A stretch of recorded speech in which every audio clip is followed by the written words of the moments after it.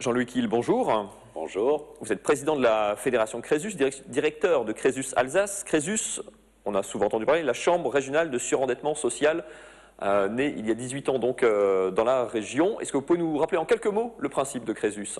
Le principe de Crésus, c'est un principe d'aide aux personnes en situation de surendettement. Et à l'origine, nous pensions en finir en 2 ans et nous sommes encore là aujourd'hui avec un nombre de plus en plus important de ménages qui tombent. On les accueille, on les écoute, on les aide, on leur apporte des conseils juridiques et surtout, on les tient sous perfusion pendant 10 ans, pendant le temps nécessaire au désendettement. Non seulement vous pensiez ne durer que quelques mois ou quelques années, mais vous êtes toujours là, ce qui n'est pas très bon signe évidemment dans ces cas-là. Et vous êtes vent debout, on peut le dire, contre un nouveau projet de loi. Quel est-il? Le nouveau projet de loi, dit Lagarde, a pour objet de transposer une directive européenne. C'est très compliqué parce qu'une partie de notre droit se fait à Bruxelles et donc d'adapter cette directive et d'y apporter une protection aux consommateurs. Mais cette loi qui aurait vocation à renforcer la responsabilité des banques et des établissements financiers, en fait, oublie l'essentiel, c'est-à-dire la vérification de la solvabilité avant de prêter. Cette solvabilité se vérifierait à travers ce qu'on appelle un fichier positif. Alors fichier, c'est un mot qui n'a pas toujours bonne presse. En l'occurrence, ce serait un vrai outil de protection des citoyens, des consommateurs contre le surendettement?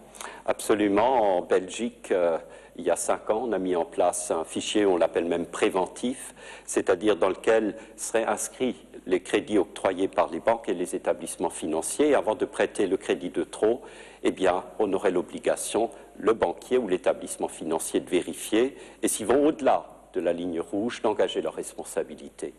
Conjointement, il s'agit aussi de responsabiliser le consommateur. Vous savez, le monde a changé et changera encore. On sort d'une crise financière, une crise économique s'est installée. Il faut que les personnes, les consommateurs, fassent attention de ne pas rouler à 120 alors qu'il faudrait rouler à 90. Le crédit que vous ciblez, pardon, c'est le crédit en général ou c'est vraiment le crédit renouvelable qui est le principal responsable du surendettement des foyers et des ménages? Malheureusement, ça n'est pas que le crédit renouvelable, ce serait très simple. C'est l'ensemble des crédits et c'est aussi l'éthique bancaire qui est en cause aujourd'hui. Les banques ont un avantage parce qu'elles voient avant de prêter le fonctionnement du compte de nos ménages et lorsque ça va mal, lorsqu'il y a le feu à la maison, elles se lavent les mains et le débiteur ou la famille est appelé à chercher des crédits et elle les trouve auprès des sociétés financières. Il y a une grande lâcheté dans le système de distribution du crédit en France. Il en faut plus d'ailleurs, hein. Je suis pour le développement du crédit, mais du crédit responsable, du crédit durable, c'est-à-dire d'un crédit sérieux. Et les banques ont une lourde responsabilité.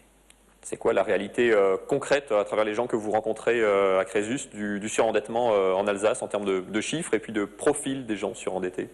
Imaginez-vous, 18 000 ménages sont accompagnés en Alsace par le petit Crésus que nous sommes, 43 bénévoles.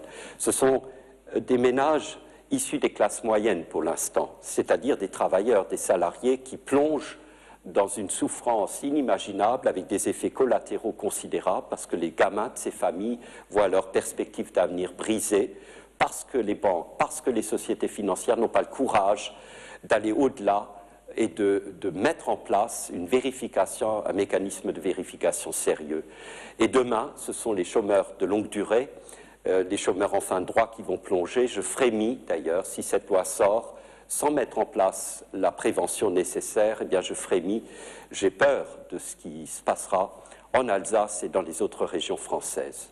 Vous êtes un interlocuteur assez privilégié du Bercy, du ministère des Finances, de certains parlementaires, tant à l'Assemblée nationale qu'au Sénat. Vous sentez vraiment la pression des lobbies financiers des banques sur les pouvoirs publics? Absolument. À peine sortis, les banquiers suivent, il faut les écouter aussi. Ils ont une responsabilité économique, financière. C'est le nerf de la guerre de notre société. Mais je ne comprends pas que l'on soit aussi stupide de refuser un mécanisme qui permettrait enfin de développer le crédit en France de façon responsable. Les parlementaires veulent bouger. Alors j'ai rappelé récemment que les lois doivent se faire au Palais Bourbon, à l'Assemblée nationale, et non pas boulevard des Italiens. Voilà. C'est un combat difficile de la petite, entre guillemets, association, fédération d'associations contre les groupes bancaires mondialisés? Oh, c'est un combat intéressant parce que les banquiers, je vais vous rappeler, un grand patron de banque me disait « Quand est-ce qu'il se fera ton fichier positif ?»